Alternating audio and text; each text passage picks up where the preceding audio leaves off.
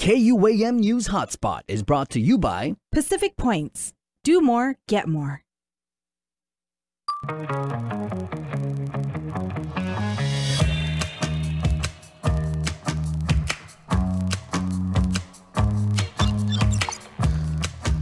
We are coming right at you like we never went anywhere. We are still in Harmon. We are still KUAM, and we are glad to see you.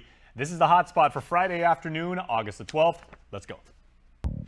The menu, brought to you by King's Restaurant, always open, always local, and Ruby Tuesday Guam, home of the Fresh Garden Bar. On your show of shows today, the Joint Information Center last night confirmed the island's 385th death related to COVID. Nationally, the Centers for Disease Control updates the COVID-19 school guidance. We're also going to tell you about the Society for Human Resources Management Guam chapter's upcoming conference over at the Dusitani. And Nestor Canto sits down with more political analysts breaking down all of these storylines with the upcoming election. It's the Hub coming up. But right off the top, President Biden hosted military families, advocates, and lawmakers at the White House. After weeks of demonstrations by those families, veterans, and advocates, the Senate passed the Promises to Address Comprehensive Toxics Act, which the president signed into law during the gathering. It's being lauded as the largest health care and benefit expansion in VA history, providing access to health care for vets who are exposed to toxic conditions in Vietnam, the Gulf War, and post-9/11 eras. The pact also covers veterans on Guam who suffer from illnesses related to Agent Orange. The VA says those serving locally or in the territorial waters off the islands from January 9th of 1962 through 1980 are able to receive care.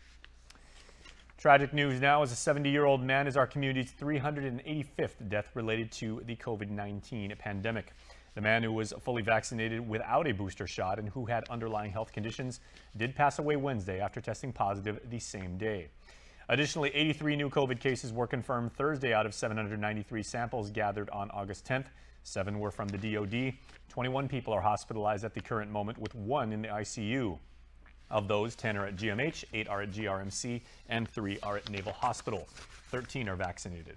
To date, there have been a total of 56,450 officially reported cases, with better than 1,400 of your fellow Guamanians currently isolating. Staying with COVID news, the CDC is expected to relax some of its COVID-19 restrictions soon, just as kids are starting to head back to school. A draft document on the updated guidelines are likely to involve 2 key areas for students: COVID testing and social distancing. Here's the very latest. Look at the pose. The CDC is planning to simplify and streamline a wide number of its COVID-19 recommendations, starting in the classroom. According to a draft document obtained by CBS News, the changes could allow schools to relax their strict social distancing measures, which have already been effectively phased out by the CDC. They would also de-emphasize so-called test-to-stay strategies, where students exposed to the virus take regular tests to stay in the classroom. So the test-to-stay strategies, we've turned over a lot of infections that were asymptomatic and forced kids out of the classroom. I think they can lift those things at this point, and that seems to be where CDC is heading.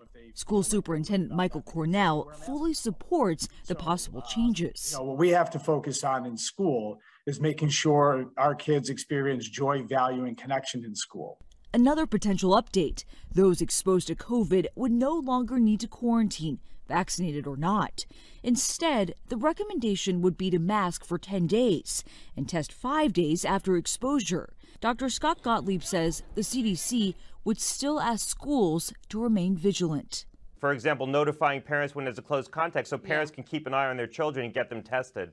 Part of the CDC's reasoning in lifting the quarantine recommendation for anyone exposed to the virus is the increase in people who have COVID-19 antibodies. They also want to limit the social and economic impact that quarantines are having on the nation. Nancy Chen, CBS News, New York. Back here at home, 42-year-old Andrew Bukau has been arrested for second-degree criminal sexual conduct. Dededo precinct officers Wednesday responded to a walk-in complaint with a female minor telling officers that Bukau, a man that she does know, had sexually assaulted her in 2021. Court documents state that the minor was taking a shower when Bukau entered asking to use the restroom. After he used the toilet, he allegedly opened the shower curtain, exposing himself. He then proceeded to grab her hand and place it on his genital region. It was also reported that on several occasions he asked her for kisses. Bukau was booked and confined.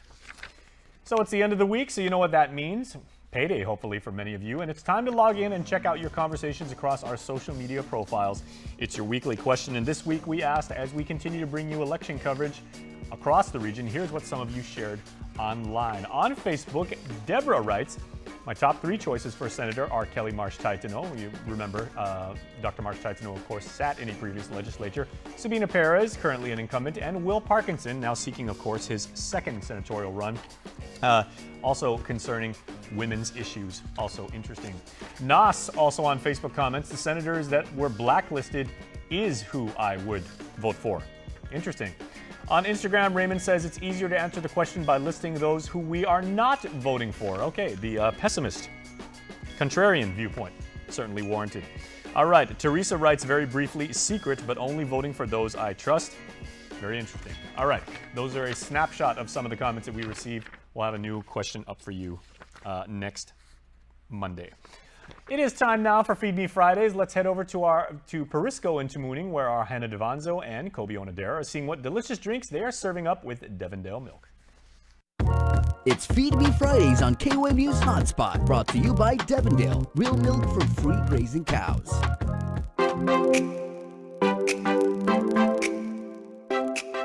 Hi, I'm Hannah Devanzo. For Feed Me Friday, we're checking out Perisco. We're trying different drinks and pastries, all made with Devondale. So come check it out with us. Hi, can I get a caramel macchiato, a dirty matcha, Oreo cookie, caramel clear, and chocolate tart. They'll be making 3 drinks. The first one is going to be a caramel macchiato ice. So first we're going to do 4 pumps of vanilla. And then fill up with milk. And then we're going to put our ice.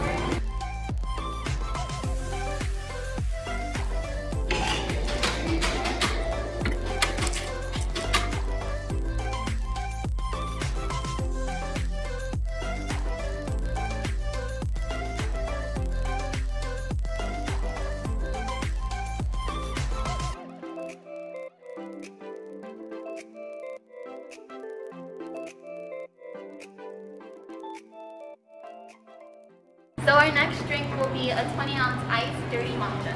So what we're going to do first is steam up our milk. And then we're going to go for matcha powder.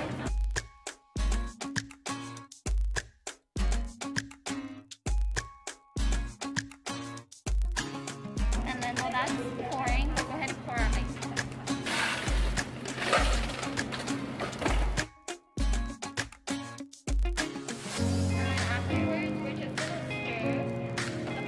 And the espresso together.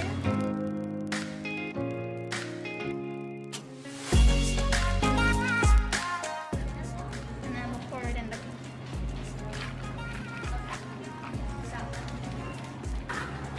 And this is our 20-ounce dirty matcha.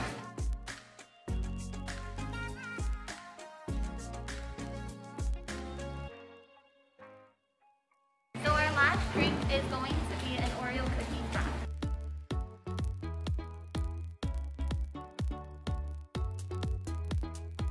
4 pieces of our Oreo. We're going to add 2 scoops of vanilla bean powder.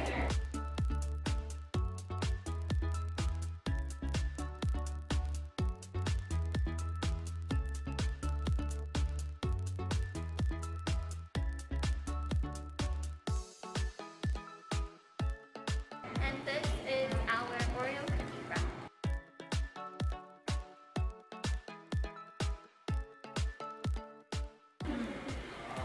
I really like that it still has that rich coffee flavor, but the milk in it still like kind of softens it. It makes it still sweet, but not overbearing. So it's a really good flavor. What about you? It's the same with this one too. It's not too powerful on the matcha and the coffee. It's just the perfect balance. Yeah. Okay, so let's try the pastries out. We have the caramel clear, and then I have the chocolate tart. Okay. I'm not quite sure this, but good. I was not expecting that one. When I first bit into it, it was a very strong caramel flavor, which I really like. And on the inside with the cream was actually a really good, combination with it. I really liked it. I'm a chocolate person, so this hits the spot. It has like a nice, so the shell is really like, it's hard chocolate, and then there's like a mousse to it. So this is a nice combination with the drink. This one is also a good balance. I really like this one. Definitely order it again. Thanks Perisco and Devondale for letting us come out and try this great stuff. I'm such a chocolate person and a coffee person, so this was just the perfect treat for me. What did you think? I thought it was a great experience. I really like the drinks and the pastries. I would definitely come back again. Yeah, we will be back. This was so good. I'm Hannah Devonto, and thanks for watching. And you guys should come out and try their drinks and treats today. It's Feed Me Fridays on KOM News Hotspot, brought to you by Devondale, real milk from free grazing cows. All right, thanks so much, Hannah and Kobe. Great job. And thanks to Perisco and thanks to Devondale Milk for setting us up for that amazing experience. All right, we are going to take a very, very brief break, but when we come back, we are going to get you pumped for an upcoming conference. It's going to be held at the Dusitani, courtesy of our friends at SHRM, the Society for Human Resources Management. Don't go anywhere, because good stuff coming up.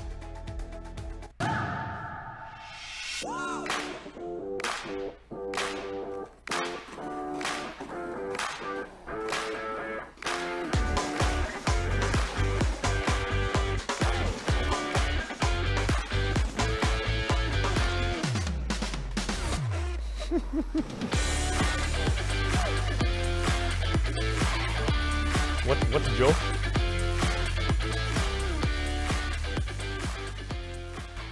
The KOAM Care Force, along with partners Guam Animals in Need and the Boonie Fly Project, are asking you to join NBC Universal in their nationwide effort to clear the shelters this August. We're encouraging our community to get involved, donate to these organizations, and adopt and foster pets to help our growing stray animal population on Guam. For the 8th consecutive year, NBC is raising awareness and funds in their local communities to support animal welfare. Since its inception in 2015, Clear the Shelters has helped more than 700,000 pets find new homes. Join us all August long for live reports on KOAM News Hotspot and Primetime, special news series, My Pet's Story, a weekly series on KOAM Digital showcasing heartwarming stories of pets who found loving homes, weekly posts on KOAM social media platforms featuring pets in need of homes. Let's do our part to clear the shelters and support animals in need.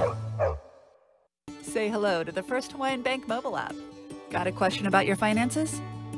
You've come to the right place. Bring all your accounts together, even those that aren't with us, and see the big picture, right down to the smallest detail. Unlock powerful tools like Insights and Money Map that help you save time and take control of your finances. When you connect accounts with the First Hawaiian Bank mobile app, it all starts with yes. As the Decision 2022 race shapes up, keep it with KUAM News for all the news you need to know as you head to the polls. From weekly candidate profile analysis on the Hub on KUAM News Hotspot to our online candidate directory on KUAM.com, special features on KUAM Digital and KUAM News Primetime, plus live coverage of forums and debates. We're your one-stop source on every platform. Stay informed with KUAM News, your news leader, the voice of the Marianas. Lunches, snacks, we got diapers for baby girl. Oh, 7:15, we gotta go. Bread, milk, gas for work. Remember to grab Joe Boy a birthday present.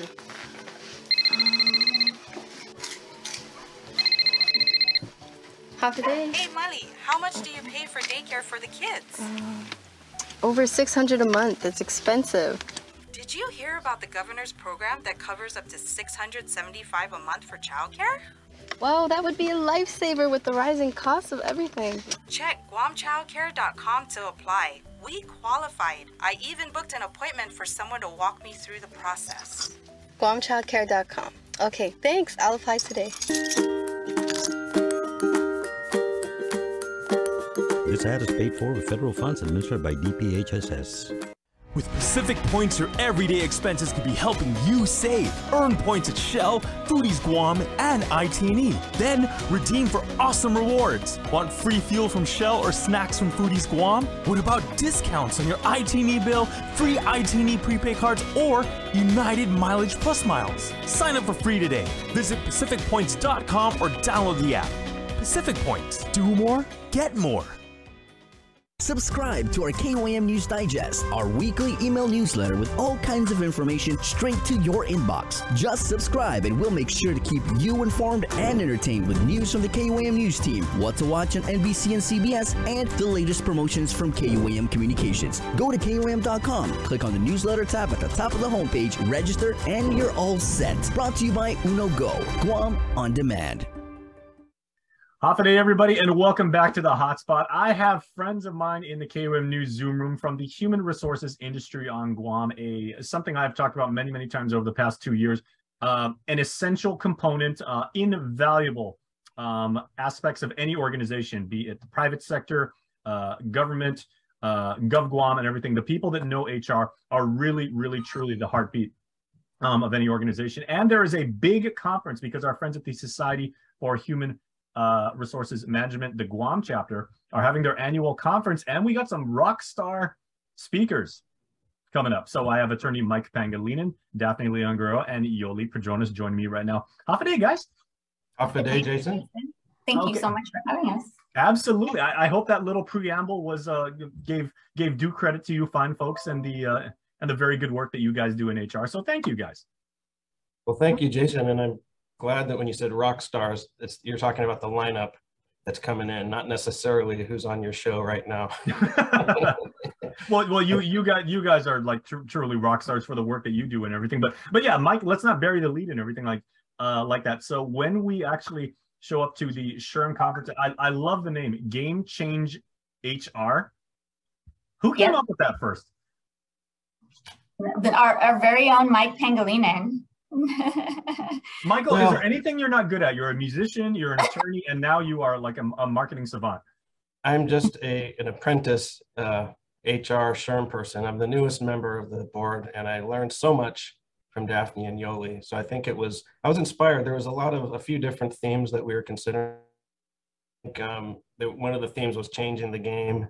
I think Yoli came up with some really good kind of overall selections that we could choose from, and I think I just tweaked something that Yoli had suggested and changed it to Game Changer because it's easier to say, it's faster, and it makes for a nice logo, especially with the HR at the end. Well done, Mike. Okay, so let's talk about the featured, shall we call Johnny the keynote speaker? I mean, because speaking of inspiration, this is someone who is really going to drive home the message to anybody that has worked in human resources. So tell me all about that, please. Yeah. No, he is super excited to come back to Guam. As I think we've established in other shows, his daughter is half Chamorro, so his daughter is half Guamanian, and so he's been really excited to come back, and he's been a really huge supporter of our Guam chapter. But he is the most dynamic speaker, especially in the field of HR, and it doesn't hurt that he also looks a little bit like Usher. So he's got it all. He's got, very dynamic speaker, and he's here to really drive home that point about, HR being the game changers in the organizations. And one of the things that he did say during the annual conference is his call to action for HR is be a thermostat and not a thermometer. So thermometers measure temperature, whereas the thermostat changes the temperature. And so that was one of I like that. Yeah. That's very, very clever. And I mean, the message is not lost. No. Yeah.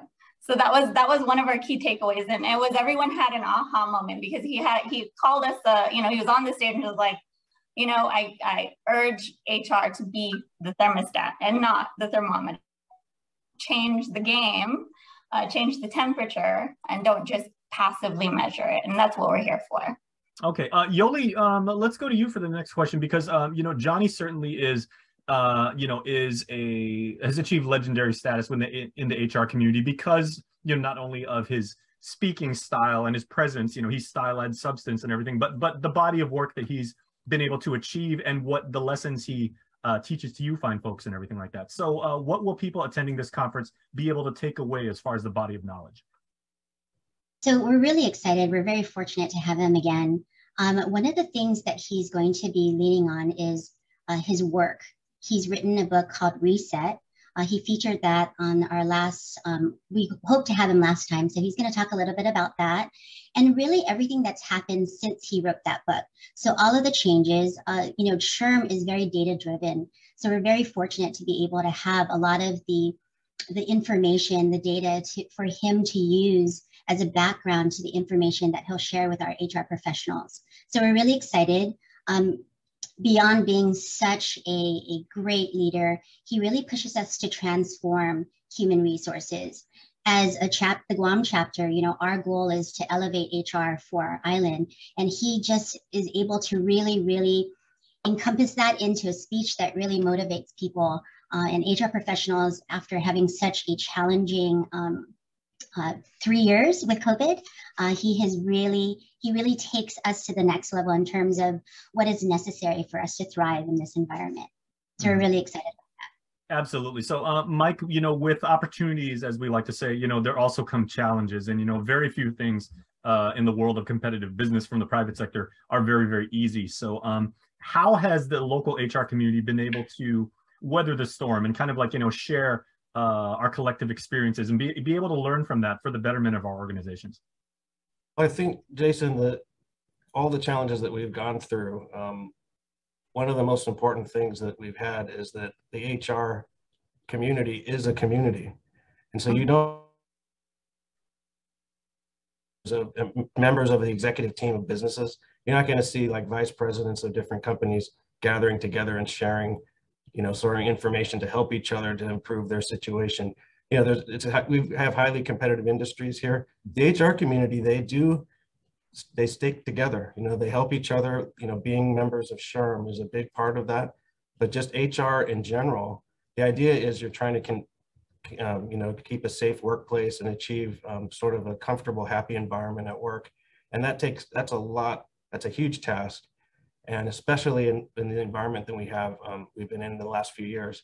So just by sharing information, by being open to new ideas and open to change and transformation, and that's what we've had to do. They've had to adapt. They've had to figure out new ways of reimagining the workplace, because the workplace is really not a set place anymore, given that you can't always work all together in close proximity. Over the past few years, you've had to adapt to different staffing requirements, all the different changes in the law that have come out. We had 100 or so executive orders that came through over the last couple of years that we had to then figure out and deal with, and just all of the changes going on nationally and locally. But I think the most important thing is that the HR community is a real community, and they really stick together and help each other. I absolutely agree. And I'm on like the more technical side, but I absolutely agree. And I'm envious to some degree, because I wish that my subset of organizational behavior had like the collegial environment that you guys had, and have, I should say. We want to remind everybody to register now for the annual SHRM conference. It's at guam.shrm.org. You can find all the registration information there. And we want to make sure that you guys get good seats, because you guys are absolutely going to be able to be blown away by Johnny, who, is not going to read from script. A lot of what he does, I know, is he plays off the crowd. He feels the tempo. He's done his homework on Guam and knows, the vibe that we have here and everything like that. So it's going to be an absolutely high impact, high octane, and very, very effective presentation. Daph, I'd like to go to you for this next question. So aside from all of the trials and tribulations that the HR community affects, nationally and internationally, like Mike said, for anyone who has made the decision to work in the profession, what are some aspects of organizational behavior on Guam that make us unique? Organizational behavior on Guam. I think what Mike mentioned, I think where we're unique is we do band together a little bit more, because we've had to. And so, as Mike mentioned, it's building that community of knowledge and support so that it can help us to do our jobs more effectively. We do face a lot of unique challenges here on island that are problematic, and that is, of course, our location for one. So our hiring pool is considerably smaller. In addition to that, our compensation lags behind the US by about 30%. And so it gets really difficult for us to hire and retain top talent because of our geographic location for one. And then the lack of a deep talent pool on island. Not to say that we don't have good talent on island, we really do.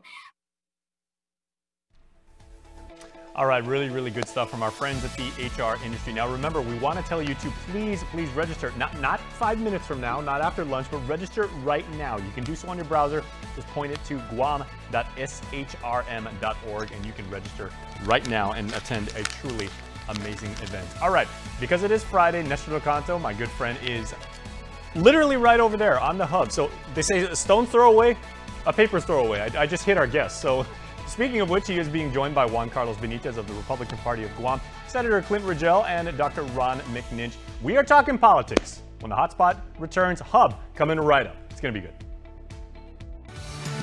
Get up-to-the-minute news, plus access to alerts, streaming radio, promotions, and more on your mobile device by downloading the KUAM News mobile app, available at the App Store now. There's epic, then there's ultra epic. Capture life in vivid resolution with Galaxy's most advanced camera system and the built-in S Pen that puts you in control. Every moment, every angle, from sunrise to sundown and beyond. More striking, more stunning than ever. Find the Samsung Galaxy S22 Ultra at your nearest iTunes store or online at ite.net and change the way you work and play. Lunches, snacks, we got diapers for baby girl. Oh, 7:15, we gotta go. Bread, milk, gas for work. Remember to grab Joe Boy a birthday present.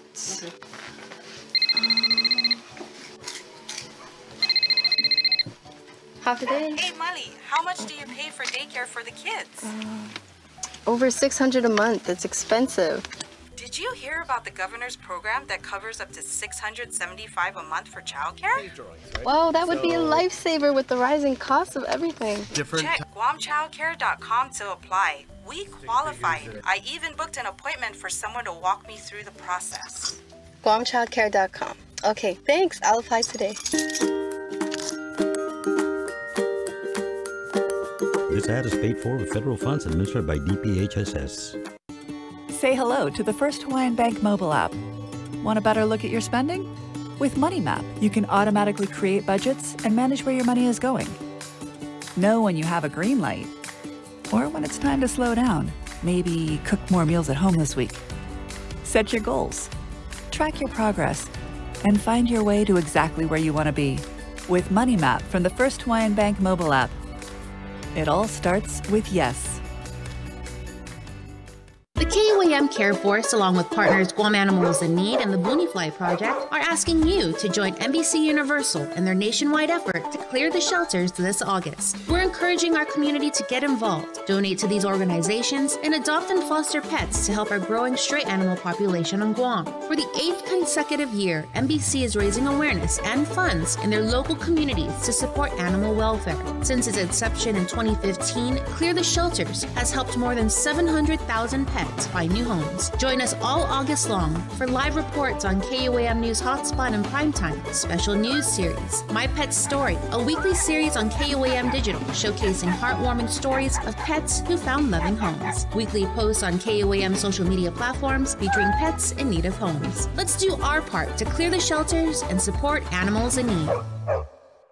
This year, we're expanding our Decision 2022 platform to include comprehensive coverage of the election in the Northern Marianas. Stay with KUAM News for candidate conversations on Pacific matters, interviews with the gubernatorial teams, coverage of debates and forums, and live coverage on the general election night.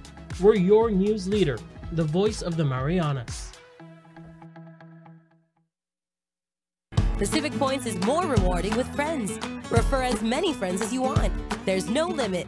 Referring friends is fast and easy. Simply log into your account on the app or website, then tap or click on Refer a Friend. Earn bonus points when they sign up and make a transaction. Earn 100 bonus points for every friend you refer. Pacific Points. Refer friends, get rewarded.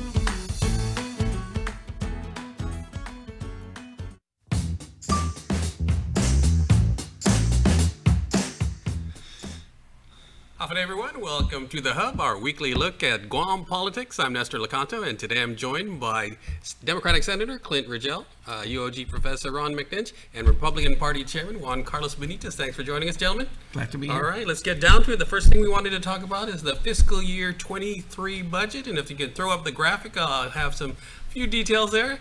This is the projection, $1.02 billion. That's the proposed. They haven't adopted yet, as Clint will confirm here. $713.2 million though for general fund, $199.6 for the special funds, and grants and aid, $109.4 million. So Clint, let me start with you. Sure. As we are talking, I think you guys are on a break, so the discussion is on the revenue projections, which is the traditional thing. You've got to figure out how much you got to spend before you get into the nuts and bolts of the budget, the spending plan. So is that a realistic projection? I think so. You know, and I think the proof's in the pudding, so to speak. I must commend our current budget chair, Senator Joe San Augustine, and his Office of Finance and Budget that he oversees, because for the last 3 years that he's been the budget chair, we've been able to tackle the deficit and also end with surpluses. Yeah. And we currently have a surplus right now. They're saying unaudited surplus, or not finalized surplus, of somewhere in the realm of 100 million. Okay, we'll talk a little bit more about the surplus, and but let me ask Ron to give us his 2 cents. Well, in general, when you look at budgets, you look at what's already pretty much tasked out, and then you look at whatever's excess. And so you look at where the opportunities are to fund new ideas or to stop funding old ideas you don't like. And so there's and so that's what a lot of the budgetary politics revolves around. It's not so much the number, it's how much of the number is actually programmed and committed in the process. All right, and Juan Carlos. You know, it's just amazing when Felix Camacho was governor of Guam. That budget was around less than $400 million, and now we're finally broken the $1 billion barrier. The threshold. And at some point, you know, you end up going, we have 160,000 people. Why don't we just give them the money directly and take the government out, right? It's not a question. You can throw money at any problem and probably end up with same problem but a more expensive problem. What you really need is leadership and commitment, and that leadership needs to come from the governor all the way to the cabinet representatives. Focus on one issue, fix it. You know, I can't believe that today we still are looking at an empty pool in Agania. You know, how much money does this government have? How much money have they spent? And we can still not even fix a pool. Okay, let me bring up a couple of graphics about an op-ed that Budget Director Lester Carlson did for the PDN a couple of days ago. If we can throw that up there on the screen, yeah. So here he talks about the budget deficit has been gradually reduced, first from I can't quite see it. I think it was 119 million to 47.8 million, down to basically a surplus. That's where the administration is finding us at this particular point in time. So Clint, talk about how the administration was able to reduce the budget and eliminate the deficit. Sure, through good fiscal management, and also through work with the legislature in passing balanced budgets where we're not deficit spending. Because remember, this is a cumulative deficit that was built up over years of about 83 million, somewhere in that realm. And that's years and years of deficit spending that accumulates a deficit. And instead, we've chipped away at that, in fact, zeroed it out, and are now building a surplus. And that's a combination of efforts between both the legislative branch and the administrative branch. Yeah. Ron, your thoughts? Well, from a political election cycle standpoint, part of this is Carlson rebutting the point of criticism that was made against them, and certainly that, you know, whether there's fiscal discipline or not. And he comes out and he goes, no, I think there has been fiscal discipline, and I think that was, from a political standpoint, the purpose of his letter, and all in a political cycle. Then it's up to the Democrats to defend their position. It's up to the Republicans to go after them on what they view as the inadequacies of that particular argument. And so for me, from an election standpoint, it's not so much the context of what his letter was about, was as much as the kinds of dynamics that are going on right now. Yeah, and I think that criticism had to do with the fact that there's been $2 billion in federal assistance, and that is what the critics say accounts for much of this deficit reduction. Juan Carlos? So I go by part. Look, anytime that you have a government that is able to reduce deficit, that's a great thing. I'm not going to criticize reducing deficit. I criticize maybe the way that you argue, because if your budget every year continues to grow and you argue you're fiscally responsible, it's intriguing to me. It's been a question of projects that have been in the work for a long time, that have achieved substantial savings to GovGuam, decisions by the federal government that impacted us in a positive way fiscally. My biggest concern is most of those are expiring at the end of next year. So how are we going to maintain that fiscal responsibility issue when you look at your budget and it doesn't look into any of those issues? Yesterday's debate for the Democratic Congressional, Telina Nelson mentioned Medicaid cliff coming in. Right now, we have increased, we've been able to bipartisan support work, including the congressman and the Republican Party and private sector, and I'll give credit even for some people in the administration. We've been able to increase the cap to $120 million. That goes back down to 20 million. And we've been able to do the federal match from 50% to 85% of it federal, so we only had to provide 15%, so we're able to do that. All that is ending in December. 4 days ago, they passed this Deficit Reduction Act. It was supposed to include our extension of language. It did not. Yeah. So now what are we facing? We need to figure out how we retool, fix, and address this issue. We also had the Compact Impact funding. It was capped at $65 million to pay for war reparation every year. That cap is now lifted and increased all of a sudden $15 to $20 million a year extra in Compact Impact funding for the local government. EITC, the lawsuit and the agreements finally were achieved. They don't want to give credit to the congressman. Let's assume that it happened miraculously on its own in DC. You end up now with a saving of around $55 to $60 million, according to Lester Carlson himself. So when you do those numbers on a yearly basis, you start getting, on those two issues alone, you're somewhere around $80 to $80 million in savings that are doing. What is the savings right now that we're looking at? Around $80 to $90 million. So, you know, don't tell me that just because you stop spending money, then decrease your budget. Show it is that revenues came in. The other part that no one's talking about is a lot of people that were a cost to the government because they were not receiving funding ended up receiving the PUA and the federal funding. So they were almost at $3,900 a month. That entire funding was taxed, so that created a tax base, an additional tax base to the local government. And since they were providing the funds, they know how much everybody got. So you want to respond quickly to that? Can I just clarify something? I didn't say cut the budget. I never said that. I said fiscal, sound fiscal policy. And sound fiscal policy is built upon determining how much money we're going to collect and making sure that we spend less than or as much as we collect in revenues, which we've done. In fact, we've actually created a surplus, which means we spent less than we predicted we would be collecting in revenues. So when we pass a budget and we adopt a revenue projection, the government is in essence saying, we predict that we will collect X number of dollars and we will budget accordingly based on that money, that revenue projection that we're adopting. Our revenue projections have been so conservative that now our revenue collections are exceeding our revenue projections and exceeding our adopted revenue levels. That, to me, is a sound financial policy. So for me, sound financial policy is looking at what you have coming in front of you. And if you have extra revenues, not just spend it because I have extra cash today, but say, let's save it because it looks like we're approaching a cliff where we're not going to have these revenues coming. And this funding is temporary funding. What are you going to do to address those expenditures when the funding ends next year? That's where I don't see at all.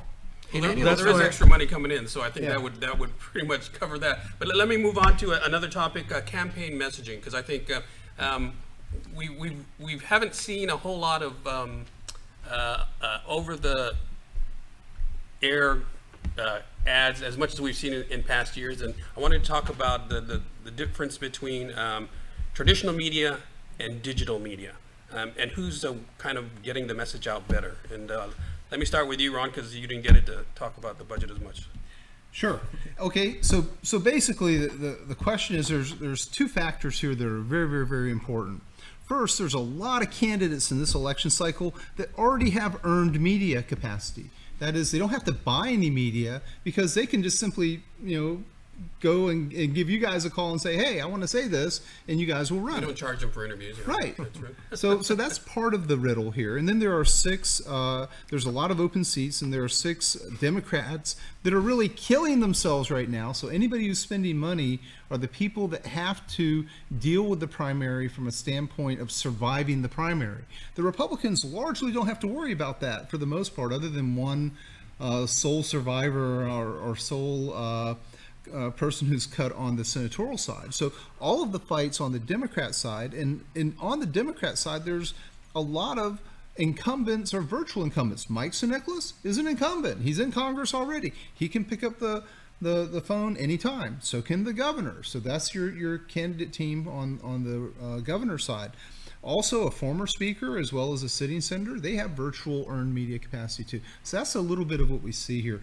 On the social media side, social media is really a mixed bag, and it can work both ways. It can work really good for some candidates, but if you bank too much on social media and you overplay it and don't run it for the purposes of actually talking to people and connecting with people directly, that's where people fail. Yeah.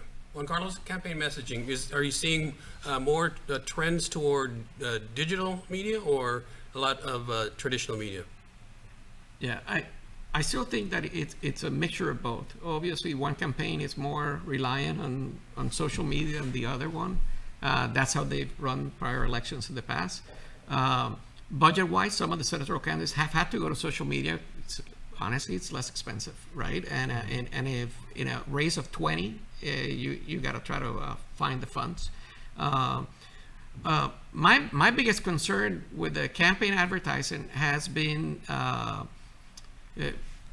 more on the governor's advertisement, and it's been on the sides that you look at her signs and you see her picture with Josh, and it's exactly the same size photograph that are in these government paid ads for different programs over and over again. And all you have information on the programs is a link to go to visit a webpage. And it sort of concerns me that it looks more like an additional campaign sign than actually a program advertiser of what's going on. And the size of the governor and the lieutenant governors keeps growing as the election approaches. The benefits of incumbency, I think most governors have also taken. But I've never seen it this way. Right? Yeah.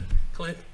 Oh, well, to that point, yeah, and adding on what you said, I think anyone in office I've seen in the past has kind of done the same thing, right? So you'll see when other governors were in office, they would have a program they'd roll out, and of course, it kind of looks like a political ad when they're rolling out that program, patting themselves in the back for it, and they'll even pick other senators within their party to talk on the ad and stuff and say, oh yeah, we got these federal funds for this thing. So it's been happening all along. Could you find me an ad from a prior Republican administration? I will, yes. I remember during Calvo's administration. The size of the governor and the lieutenant governor is 50% of the ad.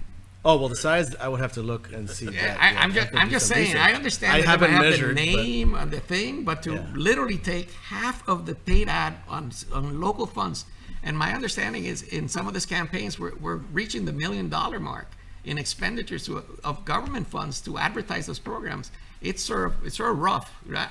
Use that space to provide information on the program. All right, we'll continue the discussion in a moment. We got to take a quick break. We'll be right back with more of our show in just a moment. There's Epic, Then there's Ultra Epic. Capture life in vivid resolution with Galaxy's most advanced camera system and the built-in S Pen that puts you in control. Every moment, every angle, from sunrise to sundown and beyond. More striking, more stunning than ever. Find the Samsung Galaxy S22 Ultra at your nearest iTunes store or online at ite.net and change the way you work and play. Lunches, snacks, we got diapers for baby girl. Oh, 7:15, we gotta go. Bread, milk, gas for work. Remember to grab Joe Boy a birthday present. Okay.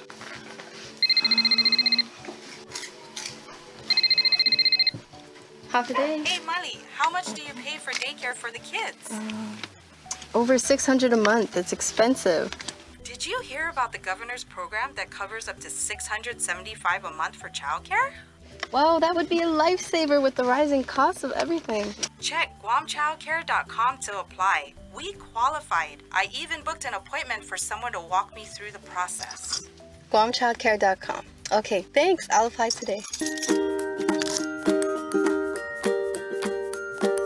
This ad is paid for with federal funds administered by DPHSS. Say hello to the first Hawaiian Bank mobile app. Want a better look at your spending? With Money Map, you can automatically create budgets and manage where your money is going. Know when you have a green light, or when it's time to slow down. Maybe cook more meals at home this week. Set your goals, track your progress, and find your way to exactly where you want to be. With Money Map from the First Hawaiian Bank mobile app. It all starts with yes. The KUAM Care Force, along with partners Guam Animals in Need and the Booneyfly Project, are asking you to join NBC Universal in their nationwide effort to clear the shelters this August. We're encouraging our community to get involved, donate to these organizations, and adopt and foster pets to help our growing stray animal population on Guam. For the 8th consecutive year, NBC is raising awareness and funds in their local communities to support animal welfare. Since its inception in 2015, Clear the Shelters has helped more than 700,000 pets find new homes. Join us all August long for live reports on KUAM News HotSpot and Primetime, special news series, My Pet's Story, a weekly series on KUAM Digital showcasing heartwarming stories of pets who found loving homes, weekly posts on KUAM social media platforms featuring pets in need of homes. Let's do our part to clear the shelters and support animals in need.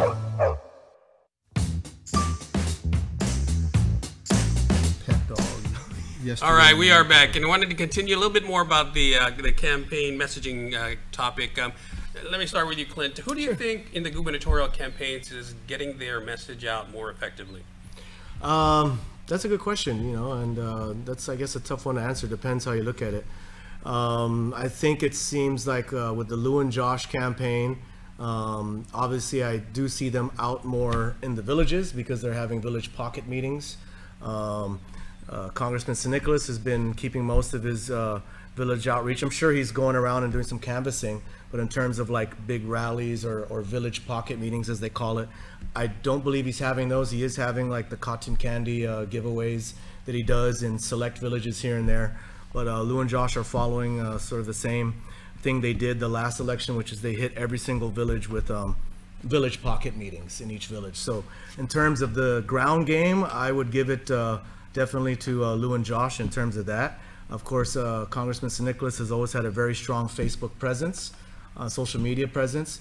So I think he definitely knows how to work social media and Facebook to his favor to get as much engagement, you know, because it's a complicated thing with algorithms, etc. So I would assume Congressman St. Nicholas is probably doing better on the, and of course I don't have any numbers to look at this, this is just based off of what I've been seeing. I would assume Congressman St. Nicholas probably has better organic engagement on his Facebook posts now, and I'm pretty sure Lou and Josh are probably spending more on their both their Facebook engagement and probably on their advertising on social media. Okay, Ron, who's winning the messaging battle? A incumbent governor running for the office again has all the advantages of incumbency, and that includes the ground game, that includes huge numbers of employees employed, that includes all kinds of other things that a lot of people can take for granted in this kind of race. And so that's what I think is a little bit of the riddle. When you run for Congress, you don't have a ground game army, really, because you only have a small staff. But when you're governor, you have a lot of those kinds of it's just doing your job. When you're just doing your job as governor, you have an incumbency advantage. Yeah. Juan Carlos? Yeah. Inside the Democratic primary process, I have no comments. They're running their own strategy. We are definitely expanding our social media presence and what we're doing and moving along.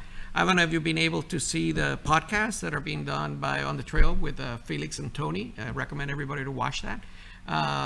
We had Frank Ogden was one of our guests the other day. Governor Calvo was also in another episode. But it's a way of starting to get to know the candidates in a very intimate and social setting. They're almost like us, hanging out here and talking, doing it on a weekly basis, trying to get the people to Guam to understand and address the issues of their concerns. We have been doing the traditional party structure with strengthening the village organization system of the party. The campaigns, the first time that we're really trying to have that as a united team. It's our main focus is a season of change, a new season, and this season is a season of unity. So all the candidates working together, being with each other, and trying to figure a way that we can move forward as one unit. And it's been truly enjoyable to see. And that message, I think, is getting out clearly. We had our first Southern Village meeting. We had almost 100 cars on the motorcade going out there. The event, we were expecting around 300 people. We ended up with over 600 individuals showing up to the south of Guam, which is not our strongest area.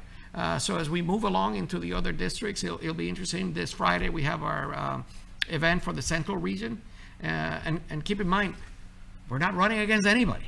This is a primary process where we have one candidate for Congress, one candidate for governor, and just 16 senators. So I feel the machine is moving. I think the new way that we're doing connecting with the community is starting to function, but a lot more emphasis and focus in social media and direct communications with the voters. We'll see how it expands after the primary is over, and then we really start hitting the messaging and the campaign trail. Polling data, we started doing our first poll and looking at a couple other polls that are being done by independent organizations. Can you share? Because we haven't, typically if someone in the past elections, if someone is ahead or especially if they're way ahead, that gets leaked to us. I haven't seen anything. I don't know if any other media has seen anything. We don't have the results. They're ongoing right now. Yeah, please share. Because we don't need our please polls. Please share, because we'd like to know what those polls say. But we haven't seen any. And hopefully we'll see some soon. Maybe Dr. Ron here will have his class do a poll, and we'll have that before the primary election. But I wanted to move on to another topic, a little bit more serious, and that is over the past couple of days we've seen incidents involving the FSM community. We had the assault and killing of a man up in Dededo, and what appears to be a neighborhood fracas in Tamuning. And I didn't want to talk about those incidents specifically, but what are the underlying issues of the FSM community? And and beyond that, what might how might it be addressed in the compact negotiations? And let me start with you, Clint, because you're very close with the FSM community. Give us your thoughts. So do you have all day? Unfortunately, it's a very complex issue. Sure. Anytime you're talking about any immigrant community coming into a new place, there's always problems. You can go all the way back to Gangs of New York, that famous movie where it showcased how Irish were the immigrants in New York, and they formed gangs, and they started getting all kinds of problems, and they were looked down upon. Now the Irish are all the police officers. So now maybe that's the answer. We need to hire more FSM police officers, which I know that we have been working on. In fact, I met Chuqui's police officer, a young recruit, just several months ago. So there's a lot of issues, and a lot of them do stem from sort of integration and assimilation into a new society. as well as I think it's no secret that many members of the FAS and FSM community, many of our people tend to be on the lower end of the financial spectrum. So a lot of us do have come from low-income families, and anytime you look at any place with low income and poverty, you will see crime higher in places with lower incomes and with more poverty. So there's all sorts of things. Like I said, how long do you have? I can get it. There's so many social issues involved here, social economic issues involved here. Now, in terms of discussing in terms of how to address it in the compact.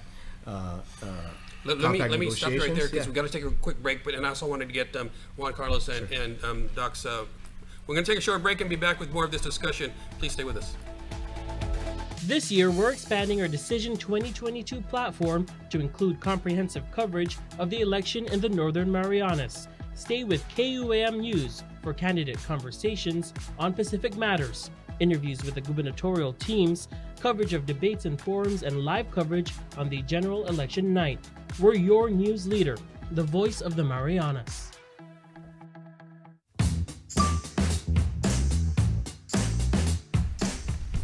All right, unfortunately, we only got a few more minutes, but I wanted to get Ron and Juan Carlos as to what are your thoughts, Ron? First of all, I want to tell anyone who's critical of the FSM community or Chukis community, the only reason our economy works on Guam is because of that community. That's a reality, and they are key to our economy. And so it's to our benefit, it's to our whole community's benefit to work out a lot of these issues and to work hard on them. And a lot of my students who are from the FSM community, they're wonderful. They do great things. The thing about police officers is you have to be a U.S. citizen to be a police officer in the United States in most jurisdictions. Maybe we could work with some folks and make an exception, or find out a better path to citizenship to help them to become police officers. They'd be great police officers. But I think that in general, anybody who wants to be critical of the FSM community needs to take a hard look at how our society works and how our economy works, and let your kids be raised by a lady from the FSM and really gain an appreciation of just how caring and wonderful that community is. Juan Carlos, you're very familiar with how things work in Washington. Can anything be done within the compact negotiations about the issues here in Guam? Some key issues, yes. Some other issues, no. But before I go into that, you know, two horrible crimes just happened yesterday. You know, one resulted in not yesterday, a couple of days ago. One resulted in a murder. The other one was an unsolicited attack. We have a drug problem. We have a crime problem. We don't have an FSM citizen problem. They're great community, and it sort of bothers me that we sort of decide we're going to highlight the two ones where their Micronesians are involved, and we don't talk about the fact that one of the individuals was found in a drum and had to be identified by the tattoos on his chest because his entire body was decapitated and cut into pieces. This is a bigger problem, it's a bigger issue. Now, are there things that we need to look at and work in that help the Chukis community and the FSM community here? Absolutely. I saw the debate yesterday. There was a big section of the congressional Democratic debate on it. I would like to say a couple of things. One is finally the Biden administration has appointed a compact negotiator. Ambassador Yu has a good reputation. I would recommend all those candidates and individuals to try to reach out and contact him and start talking to him about our concerns. I think our governor should have already reached out to him. Compact impact funding is not part of the Compact of Free Association. The Biden administration has repeated that line. They continue to repeat it. The Hawaii delegation is trying to tie in compact impact funding to the renegotiations of the Compacts of Free Association. The Biden administration has still to agree to that. In fact, they vehemently have told the delegation it is not part, and we will not address those concerns in these negotiations. So we need to find another way. Biden administration in their new budget has separated compact impact funding from Department of Interior. So that's no longer a Department of Interior issue. That funding is now at the Department of State. So they moved that funding away. So when we're looking at some of these congressmen and they're saying which committee they want to go, and when they state they want to go there because of compact funding, then go to state. Don't start looking at Interior. Interior will administer the program, but state's the one that's going to budget it and include It's it. the State Department. Real quickly. We're out of time. I just want to say one last thing. Early voting ends next Friday. Please go out, vote, participate. We're all very passionate about what we're doing, what we're seeing. This is a time to make a change. It's a new season. We need your vote. We need you to be there. Yeah, 2 weeks till the primary. Can't believe so. I wish we had more time because I know you've had a lot more to say, and we're out of time, folks. Thanks for watching. We'll see you again next week. I'm Nestor Licanto. Let's go.